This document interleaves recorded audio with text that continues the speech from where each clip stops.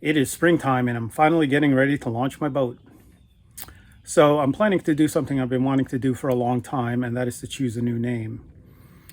Back in 2020, I did rename the boat to Intrepid, but decided that that name wasn't quite fitting for this particular boat, and I never did file the paperwork with the Coast Guard, so it was never official. So I went back to the original name of Kintyre, and that brings us to 2025. So this boat, I had bought it back in 2017, and it was very much a project boat. It needed a lot of work. Had been sitting in the boatyard abandoned for almost 5 years. A lot of things had been torn out of it by the previous owner, and quite a few things were actually stolen from it from while it was sitting in the boatyard. So it was a full refit and then some. And with that, that's how I kind of chose my new name.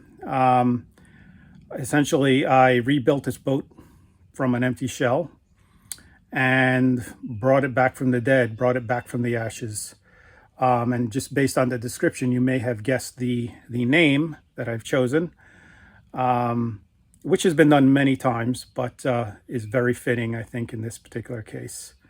And that new name is Phoenix. Of course, just changing the name on the topsides isn't the only thing that needs to be done with this name change.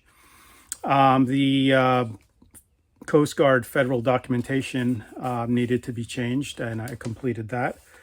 Also, that custom door that I had made several years ago has the name embedded in it, so that's another modification that I need to take on.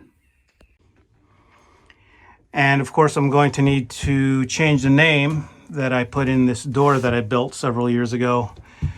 So you'll notice this inlay of this compass rose. When I epoxied this in, I sanded a bit too aggressively here. That can be seen. Also, in between the compass and the name banner, there were a lot of gouges. I don't know how apparent it is here on the video. But I notice it, and it kind of irritates me. And also, the epoxy that I used, the epoxy hardener, was the regular one rather than the clear one. So it's actually darkened quite a bit over the years. So I'm going to make sure I use the special clear one.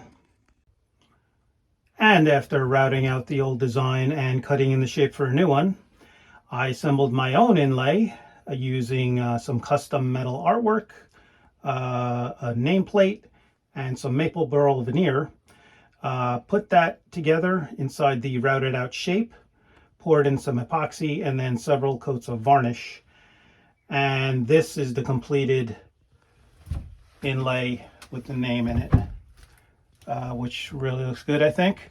So the black part is the metal artwork, and that is flush with the door when I placed it in.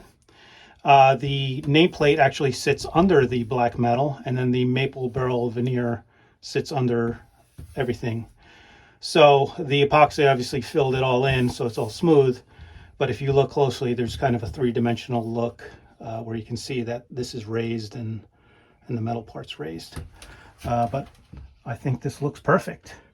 So the last part to this name change will be the brass nameplate that I had made several years ago with the old name on it, and that's just a matter of ordering a new one. And there we go.